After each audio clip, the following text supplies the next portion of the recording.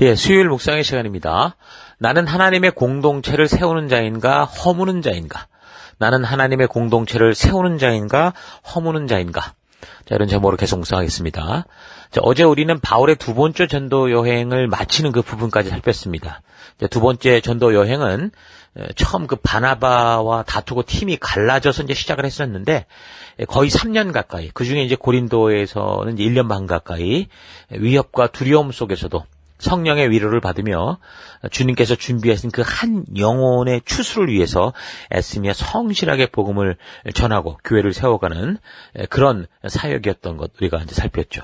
자, 이렇게 바울의 두 번째 전도 여정을 마치고 이제 예루살렘으로 먼저 들려서 선교에 대한 일들을 나누고 보고하고 또 출발지였던 이제 안디옥으로 돌아왔는데 이제 보면 바울은 참 정말 전도인이요 증인으로 살아가는 그 사명에 굉장한 열정이 있었던 것 같습니다.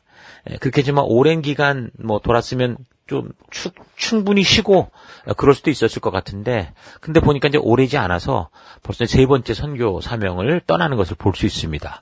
18장 23절 얼마 있다가 떠나 갈라디아와 부르기아 땅을 차례로 다니며 모든 제자를 굳건하게 하니라. 이런 걸 봐서 벌써 이제 3차 전도 여행이 시작되는 거죠. 그래서 바울은 다시 이제 처음 전도를 개척했던 1차 전도 지역이던 갈라디아, 부르기아 땅을 다니면서 보니까 이제 모든 제자라고 그랬죠. 모든 제자를 다시 말씀으로 굳건하게 세우는 그런 사역을 하게 됩니다. 여기서 이제 말하는 이 갈라디아가 사실 이렇게 북쪽으로 길게 이어져 있으니까 흑해 근처까지 이르는 그런 북갈라디아 지역 전체를 말하는지 그건 정확하지는 않습니다. 아무튼 바울은 복음의 씨가 한번 뿌려지면 항상 관심을 두고 그 씨가 이제 um이 돋고 싹이 나서 또 열매를 맺을 수 있는 생명을 낳는 생명의 그런 사람이 되기까지 그러니까 이런 양육도 전도와 비슷한 동일한 그 비중을 두고 그렇게 행했던 것을 볼 수 있죠. 그래서 바울은 항상 가는 곳마다 신자, 교인들을 모은 게 아니라 제자를 세우는 생명을 낳는 생명을 낳고 세우는 그런 사역을 합니다. 내가 한 지역을 전도하고 떠날 때 그냥 그 지역에 그렇게 해서 그냥 한번 훅 올랐다가 없어지는 게 아니라 그곳에서 태어난 생명이 또 다른 생명을 낳을 수 있는 그러니까 오늘날 우리 교회가 바로 그런 사역을 하고 있죠. 그런 일들을 했던 겁니다. 그래서 우리도 교회 안으로 단지 사람들을 데리고 오는 그런 인도의 차원을 넘어서 여러분 한 사람 한 사람이 그런 복음의 통로, 바울과 같은 증인, 전도인이 돼서 예수가 그리스도의 심을 전하고 그리고 하나님께서 죄로 분리된 우리들을 다시 찾아서 하나님의 자녀 삼으시기 위해서 그렇게 이뤄오셨던 그 역사, 이 성경과 성경 속에 있는 하나님의 역사를 그 역사 속에 있는 하나님의 그 애타는 마음과 진정한 진심을 그 의도를 꼭 전해서 그래서 우리 이 예수를 만나는 우리가 함께 만난 이 영혼들이 하나님 아버지의 마음 그게 새 언약의 약속이었죠. 가슴에 새기는 거. 그런 제자로 바르게 서게 하는 우리가 또 됐으면 좋겠습니다. 자, 18장 24절. 알렉산드리아에서 난 아볼로라 하는 유대인이 에베소에 이르니 이 사람은 언변이 좋고 성경에 능통한 자라. 자, 지금 보니까 24절부터는 지금 살핀 23절과 연결되는 게 아니라 이제 비슷한 시기에 다른 지역에서 벌어졌던 그런 내용들을 보여주고 있는 거죠. 그러니까 바울이 3차 여행을 시작해서 갈라디아 지역의 사람을 세우고 굳건히 하고 있을 때 거의 동시기에 이제 에베소에서 있었던 일을 적고 있는 겁니다. 여기 이제 아볼로라는 인물이 등장하는데 이 사람은 유대인이었지만 태어나기를 애굽의 이제 알렉산드리아에서 태어났는데 그곳에서 이제 그렇게 자란 후에 이제 에베소로 온 거죠. 그러니까 이집트에 위치한 이 알렉산드리아라는 도시는 BC 332년 알렉산더 대왕이 세웠고 또 그의 부하였던 프톨레마이오스 1세가 이제 알렉산더 사후에 그 이집트 지역을 통치하게 되면서 그걸 수도로 삼고 그렇게 나라를 지켰던 아주 중요한 지역이었죠. 상업의 중심지였고 또 지식과 학문의 중심지이기도 했습니다.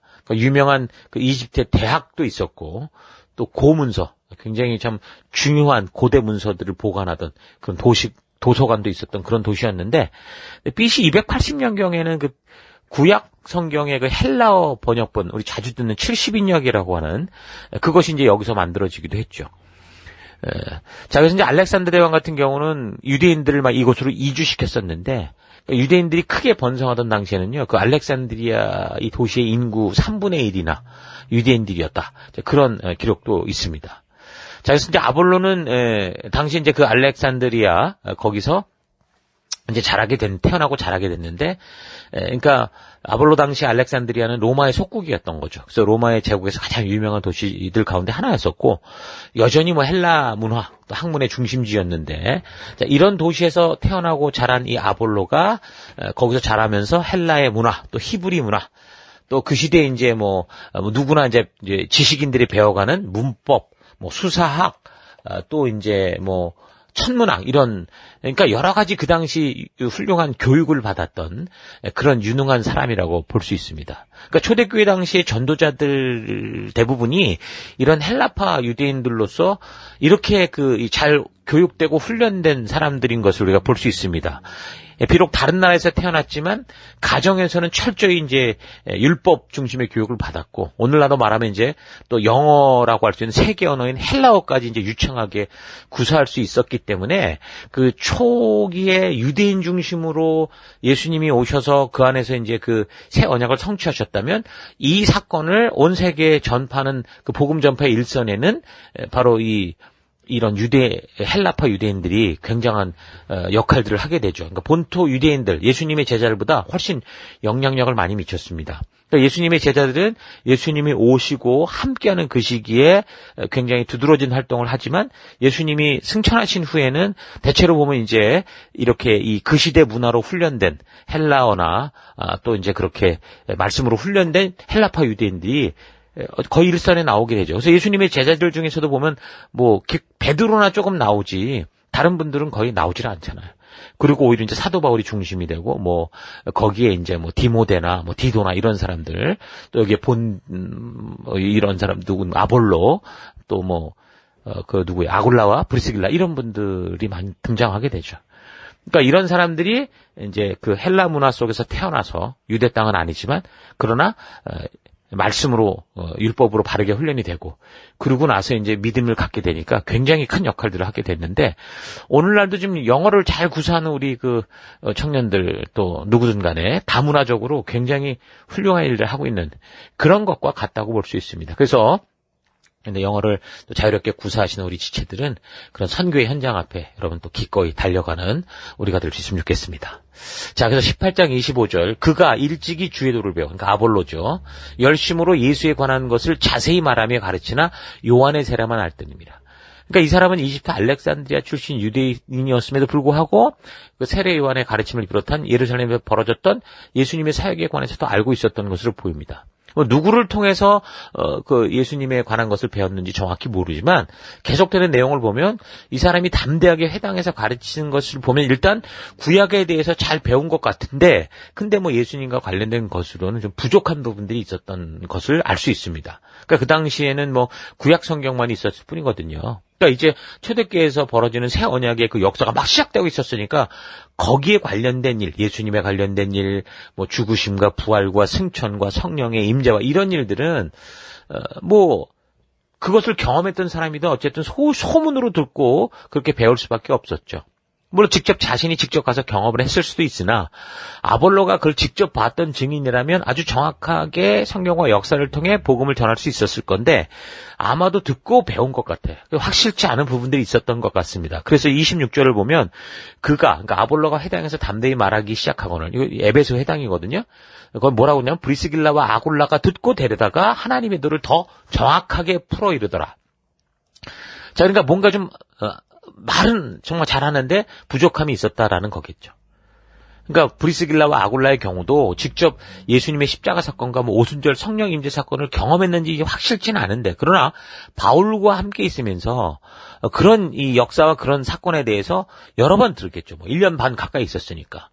또 그 사건들을 바울이 성경과 역사를 통해 어떻게 정확하게 하나님께서 성취하셨는지를 계속 이제 가르치는 것을 그가 듣고 배우고 확실하게 알았던 겁니다. 그래서 어쩌면 신학자라고도 할 수 있는 이 아볼로가 전하는 말을 들으면서도 그 설교를 분별할 수 있었고, 그래서 이제 이들 부부가 신학 교육은 받지도 않았음에도 불구하고 아볼로를 데려다가 오히려 더 정확하게 하나님이 어떻게 일하셨는지를 알게 한 거죠. 그러니까 성경과 역사를 통해 우리가 이 자초지정을 우리가 좀 바르게 알면 그럼 충분히 우리도 어떻게 하는 거예요? 이 아볼로를 가르칠 수 있었던 이 아굴라와 이 브리스길라 부부 같은 그런 삶을 우리가 살아갈 수 있는 거예요. 그렇게 살아야 되는 거예요. 그러니까 우리가 셀 사역을 감당하면서 지금도 여러 번 얘기하지만 생명을 낳는 생명을 세우는 사역을 감당하자. 그런 얘기를 계속 하는데 그렇다면 도대체 어떤 모습이 생명을 낳는 생명을 세우는 그런 모델이냐? 라고 한다면 바로 여기 이제 이 브리스길라와 아굴라 이 부부를 딱 예로 들 수 있는 거죠. 그러니까 저희 교회를 통해서 성도들을 세워갈 때 바르게 세워진 성도의 전형적인 모습이 어떤 모델이냐라고 본다면 바로 이 브리스길라와 아굴라 이런 부부의 모습이라고 볼 수 있습니다. 이들은 고린도에서 사도 바울에게 한 1년 반 정도 진리를 전수받았던 사람들인데 아볼로 같은 학자요 웅변 능력도 있는 이 사람이 가르치는 거를 분별하고 오히려 보다 더 정확하게 가르칠 수 있기까지 그렇게 성장을 한 거죠.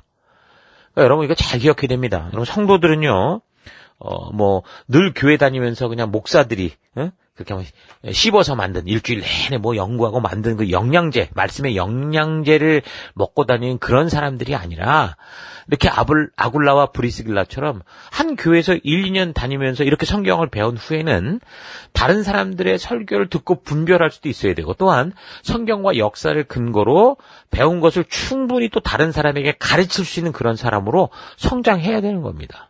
이게 지금 여기서 보는 것처럼 신학 공부가 아니어도 성경을 통해 이 창세기로부터 계시록까지 우리가 역사적으로 바르게 우리가 살피고 배울 수 있으면 충분히 우리가 듣는 말씀을 분별할 수 있고 또한 하나님이 이루신 이 역사에 그 처음부터 끝을 아니까 물론 그 깊이에 있어서도 어느 정도 차이가 있겠지만 그러나 우리가 이 사실을 사실대로 전하는 그런 일들은 충분히 할 수 있죠. 그게 바로 증인이고 그게 바로 전도인인 겁니다.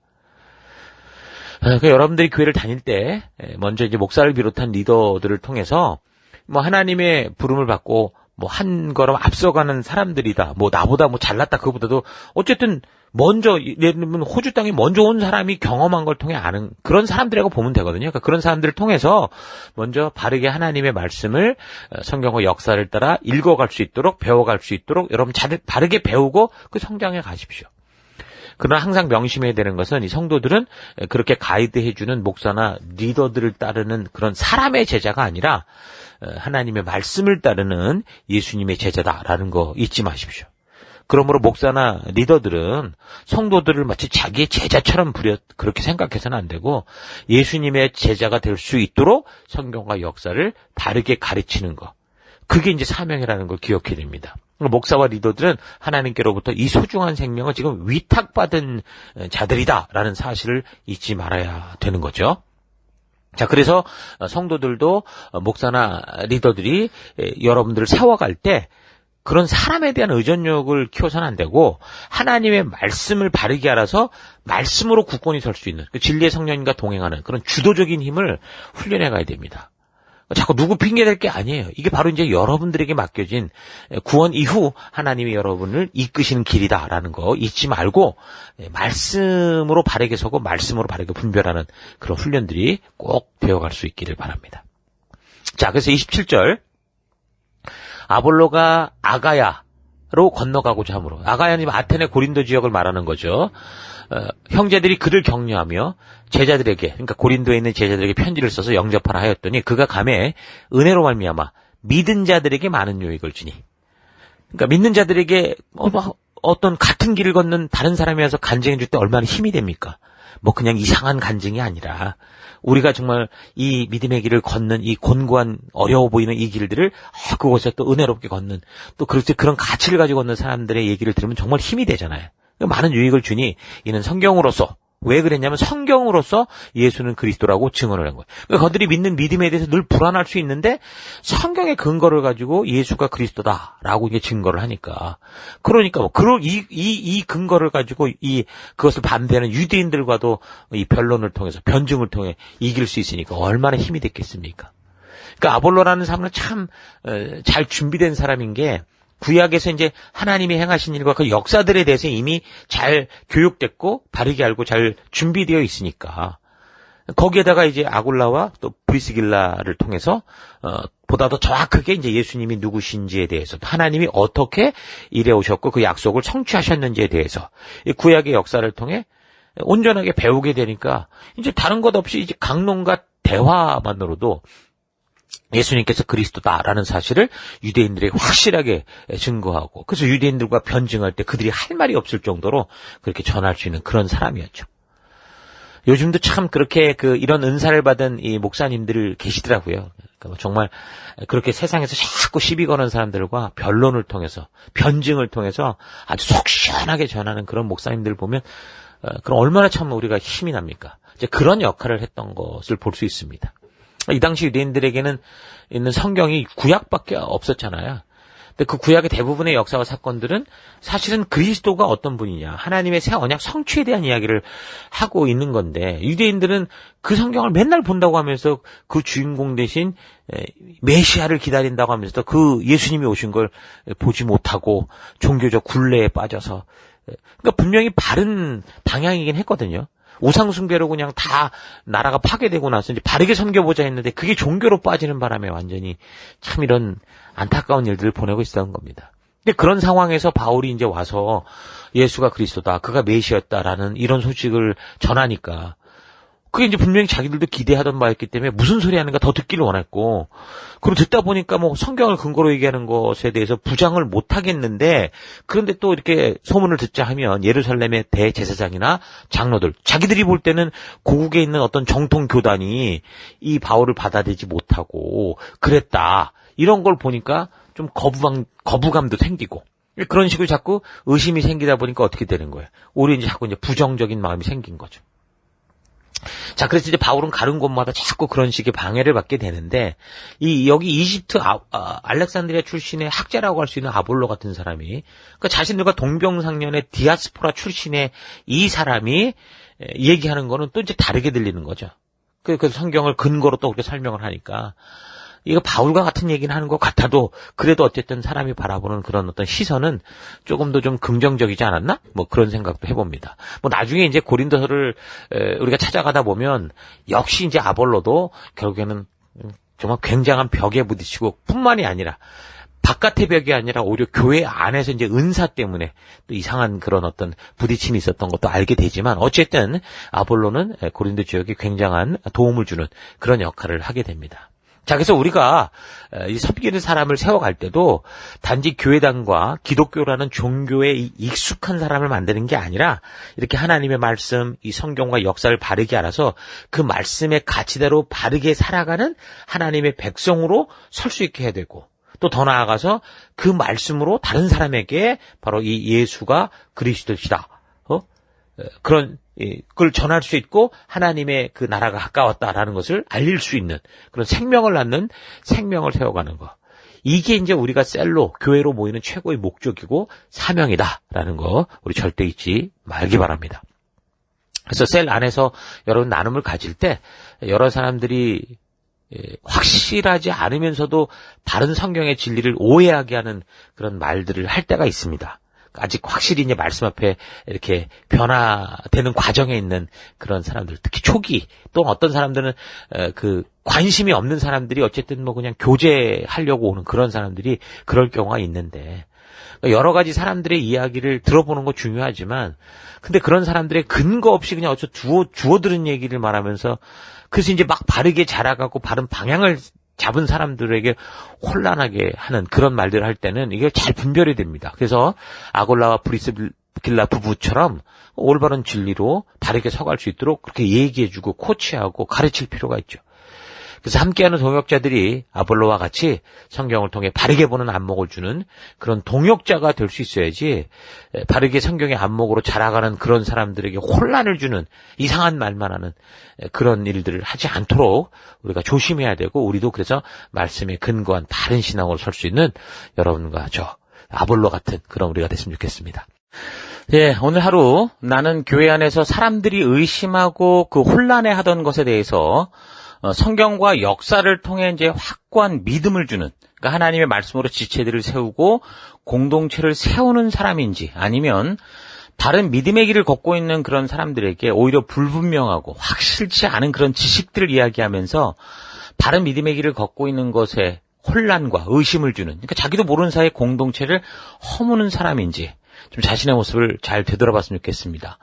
참 무서운 거는 대부분 일부러 그렇게 모임과 지체들을 혼란케 하려고 하는 그런 사람들은 없다라는 겁니다.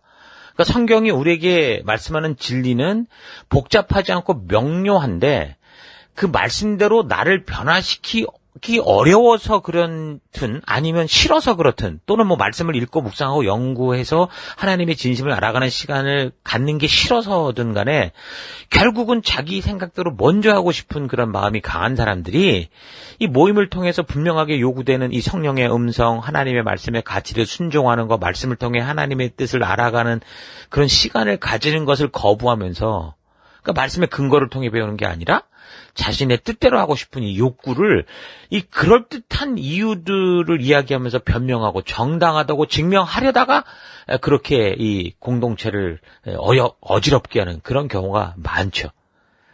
근데 결국은 말씀과 가까이 있는 그 시간을 하지 않게 되면 뭔가 변명해야 되고 말로 때워야 되기 때문에 그런 실수를 심하면 그런 죄악을 범할 수도 있는 겁니다. 그래서 말씀으로 확고하게 확인되지도 않은 자기 생각이 옳다고 생각되는 여러 정보들을 그냥 생각 없이 그냥 주절주절 막 입으로 던져내기 때문에 그 모임을 통해 하나님께서 말씀의 길로 인도하고자 하는 그런 하나님의 의도를 방해하게 되고, 뭐 일부러는 아니어도 마치 에덴 동산에 하와를 속이던 사탄처럼 자신의 하나님의 그 진정한 뜻을 의심하게 만들고 오해하게 만드는 좀 무서운 일을 하게 되는 거죠. 뭐 이런 말을 한다고 해서 목사나 리더가 전하는 것을 무조건 생각 없이 받아들여야 된다. 그걸 말하는 게 아니고요. 하나님의 말씀이 분명함에도 불구하고 그것에 대해 더 깊이 알고자 하려는 것보다 말씀을 통해 하나님의 뜻을 알아가는 성경과 함께하는 그런 시간들을 가지지 않고 그런 순종의 삶, 정말 가장 기초가 되는 그런 성도로서의 하나님 말씀을 알아가는 그 순종의 삶을 피해가면서 자기가 하고 싶은 대로 먼저 하고자 하는 이런 태도들, 말로 때우려는 이 태도들이 위험하다라는 것을 말하는 겁니다. 그래서 우리는 베레아 지역의 성도들처럼 무엇인가를 들을 때 항상 돼 생각하고 역으로 생각하면서 성경 안으로 들어가서 충분한 시간을 가지고 읽고 묵상하고 연구하며 하나님의 바른 뜻을, 온전한 뜻을 찾고자 해야 됩니다. 이제 아볼로라는 인물이 자신이 부족하게 알던 예수님에 대한 이야기를 들을 때 만약에 그 아골라와 브리스길라 부부를 통해 배우려고 하지 않고 또 귀를 열지 않은 채 자기가 지식적으로 탁월한 그 부분들을 근거로 자기의 생각을 주장하고 그대로 그 훌륭한 언변을 가지고 설교를 했다면 어쩌면 그것을 듣는 사람들이 더 큰 혼란에 빠지게 되고 불신으로 빠졌을 가능성도 있죠. 그러나 그는 겸손하게 그 부부를 통해 배웠고 또 그것을 자신이 알고 있는 이 성경의 지식과 또 연결함으로써 더 확고하게 확신을 가지고 고린도의 지역의 유대인들을 말씀으로 설득하는 그 힘을 발휘했던 겁니다. 자, 오늘 하루도 여러분들이 그동안 삶을 살아오면서 뭐 성공을 통해 배웠던, 실패를 통해 배웠던 하나님께서 깨닫게 하신 것들을 성경을 통해 바른 교훈과 그 진리로 연결시키고 승화시켜서 각자가 선 곳에서 하나님의 진정한 뜻을 외침으로 아볼로처럼 그렇게 진리를 외치는 이들에게 힘과 용기를 주고 또 더불어서 그런 사람들을 통해서 힘과 용기를 또 얻을 수 있는 그런 귀한 하루가 될 수 있기를 주의 이름으로 축원합니다. 자, 오늘 하루도 힘내십시오. 잠시 기도하겠습니다. 그동안 살아오며 겪었던 삶의 성공과 실패, 그 어떤 것이라도 말씀을 통해 하나님께서 깨닫게 하시고 알게 하는 그 진리와 교훈을 얻을 때 그것을 통해 함께 하나 된 교회와 셀 안에서 서로 바른 진리로 나아가게 하는 이 아볼로 같은 동역의 삶을 살기 원하시는데 나의 게으름과 내 생각대로 먼저 내가 하고 싶은 이 욕심으로 인해서 말씀을 바르게 준비하지 못하고 그저 이런저런 말로 때우며 지체들을 혼란하게 하는 삶을 살아온 것을 회개합니다. 하나님의 은혜로 지금까지 살아온 우리가 바른 말씀의 진리를 추구하는 어떤 교회, 어떤 모임을 가든지 아볼로처럼 서로 그 공동체를 돕고 세우며 무엇보다 말씀으로 걷는 길에 대한 확실한 믿음을 더하는 그런 삶을 살기 원합니다. 내가 하나님의 자녀로 이 땅에서 살아가는 동안 나의 게으름과 성경과 역사에 대한 무지로 하나님이 세우신 교회를 사랑한다고 하면서도 분열하게 하고 하나님의 뜻대로 가지 못하게 하는 그런 삶이 아니라 내가 속한 공동체를 말씀으로 바르게 세우는 거룩한 성도의 삶을 살아가는 내가 되기 원합니다. 하나님, 나를 보내신 이 나의 가정, 나의 교회, 나의 셀 속에서 이 공동체를 바르게 세우는 그런 삶 살기 원합니다. 세우는 자 되기 원합니다. 허무는 자가 아니라 온전하게 세우고 믿음으로 더해가도록 돕는 그런 하나님의 자녀 되기를 간절히 바라옵고 예수님 이름으로 기도했습니다. 아멘.